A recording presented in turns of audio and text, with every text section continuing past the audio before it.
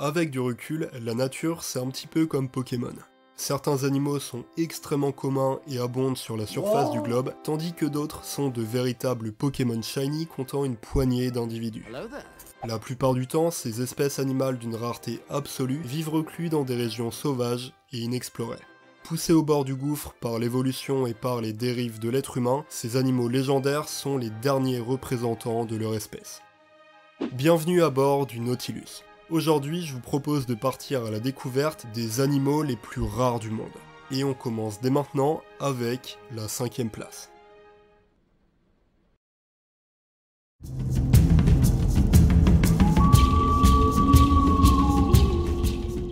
Félin le plus rare du monde, le léopard de l'amour doit son nom au fleuve de l'amour qui s'étend entre la Sibérie et la Chine.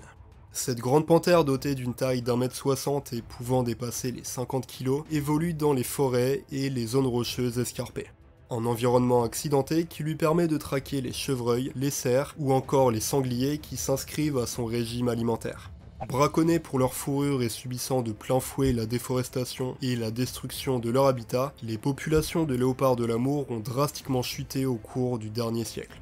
Aujourd'hui, à peine 100 individus sont recensés à l'état sauvage, contre 200 en captivité, ce qui permet tout de même d'avoir un peu d'espoir concernant la conservation du patrimoine génétique de l'espèce.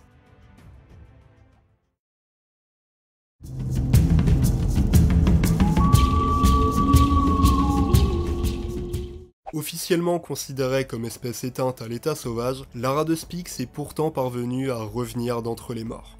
Très prisé par les collectionneurs et les éleveurs d'oiseaux, ce perroquet au doux plumage bleuté a été braconné en masse jusqu'à sa disparition en 2018. En fait, si vous voulez, les populations ont uniquement survécu grâce à une petite centaine d'individus provenant de parcs zoologiques et de collections privées à travers le monde. A partir de là, l'ara de Spix a fait l'objet d'un programme de reproduction pour sauver l'espèce de l'extinction. Résultat, 11 aras ont récemment pu être relâchés dans leur forêt brésilienne d'origine. Et la bonne nouvelle, c'est que de nouveaux effectifs sont en préparation. Bon, d'ailleurs, si tu te poses la question, ouais, c'est bel et bien l'ara de Spix qui a inspiré le film d'animation Rio, dans lequel Blue, le dernier mâle de son espèce, doit rejoindre la forêt amazonienne pour se reproduire et faire perdurer sa lignée.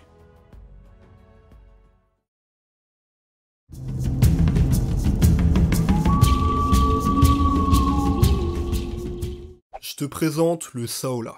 Ce bovidé à l'allure d'antilope a été découvert seulement en 1992 dans la forêt de Vu Quang au Vietnam. Là-bas, les équipes de la WWF ont fait la rencontre d'un chasseur indigène qui possédait chez lui un crâne assez étrange d'une espèce visiblement encore inconnue.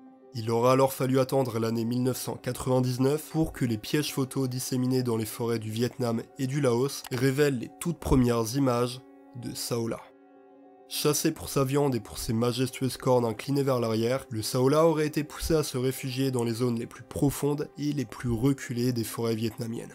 Selon les scientifiques, la population mondiale de Saola serait estimée entre 10 et 100 individus. C'est absolument que dalle. Malgré les nombreux moyens déployés par le gouvernement et surtout par les assos naturalistes pour étudier l'espèce, aucun Saola n'a été observé depuis 2013. Ça veut dire que ça fait littéralement 10 ans qu'on n'a aucune nouvelle de l'espèce et qu'elle a totalement disparu des radars.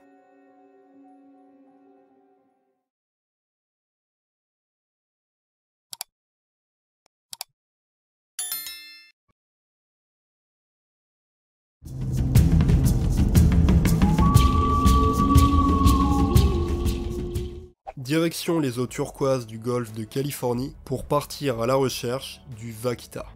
Ce petit marsouin d'une longueur d'1m50 pour à peine 50 kg est le cétacé le plus menacé du monde. Selon le dernier comptage réalisé en 2018, les effectifs mondiaux seraient réduits à seulement 19 individus. Et pour tout vous dire, aujourd'hui l'espèce est tellement rare qu'il est tout simplement impossible pour les scientifiques de faire une estimation de la population restante.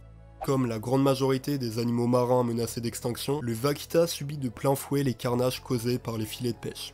En fait, ils vont se retrouver piégés dans des filets qui, à la base, sont destinés à capturer les petits poissons qu'on va manger dans l'industrie. Et du coup, une fois emmêlés dans les mailles, les cétacés finissent par mourir d'asphyxie. Et ça, malheureusement, c'est un truc qui arrive aux cétacés, mais aussi aux requins, aux tortues et à énormément d'espèces.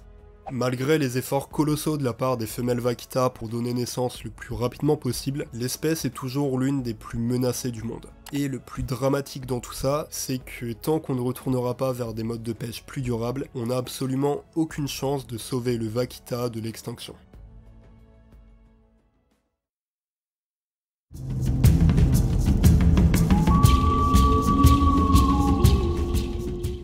Bon, là malheureusement, on bat tristement d'un record.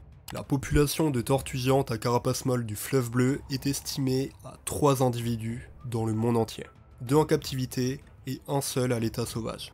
Pouvant vivre jusqu'à 100 ans, cette tortue aquatique est présente dans les eaux du fleuve bleu en Chine.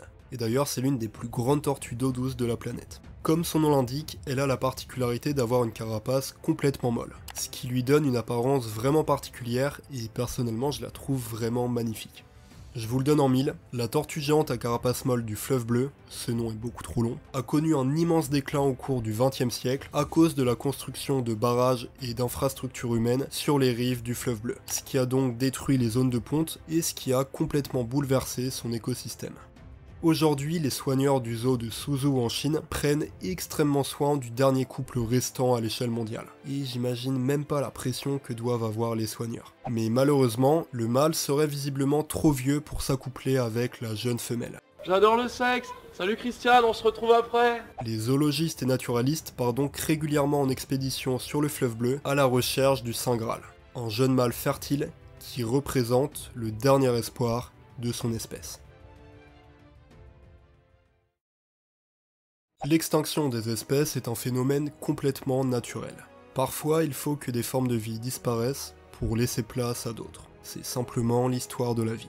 Le problème, c'est qu'absolument tous les animaux que j'ai présentés connaissent un fort déclin directement causé par l'être humain. Que ce soit la pollution, le braconnage, le réchauffement climatique, la destruction des habitats, la surpêche, la déforestation, sans parler de la médecine traditionnelle chinoise, toutes ces pratiques nous éloignent de notre véritable nature. Je vais pas partir dans un grand discours moralisateur, parce que premièrement c'est pas mon rôle, parce qu'honnêtement je pense pas que ça ferait changer grand chose, mais il est capital pour moi de me servir de cette chaîne YouTube et de ma maigre audience pour mettre la lumière sur ces créatures menacées, qui malgré eux sont devenus les ambassadeurs de l'extinction de la biodiversité. Plus qu'un véritable top 5 bêtes et méchants, mon objectif avec cette vidéo c'était vraiment de faire un portrait sur quelques espèces assez différentes et qui pour certaines d'entre elles vont probablement disparaître au cours des prochaines années, à moins que l'être humain se réveille.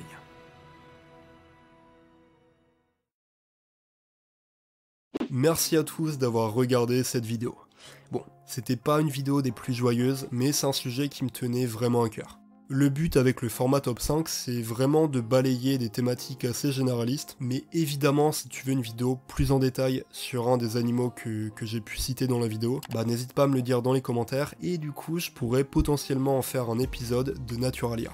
Comme d'habitude, je t'invite vraiment à laisser un petit like et un commentaire, c'est vraiment la manière la plus simple et la plus gratuite si t'as envie de faire comprendre à YouTube que t'aimes ce genre de contenu. Et du coup, si je vois que la vidéo vous plaît, je suis totalement chaud pour faire un deuxième épisode. Malheureusement, les animaux menacés, c'est pas ce qui manque, donc j'ai encore beaucoup d'idées.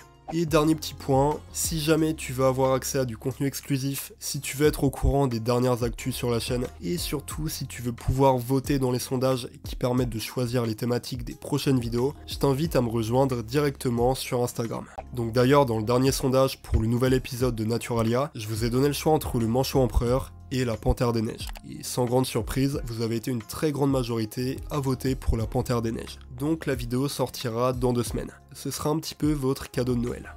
Alors, en tout cas, c'est tout ce que j'ai à dire. Merci encore d'être resté jusqu'à la fin de la vidéo. N'oublie pas le petit like, le commentaire et l'abonnement. T'étais à bord du Nautilus. J'espère que t'as passé un très bon voyage. Et moi, je te dis à dans 2 semaines pour toujours plus d'aventures.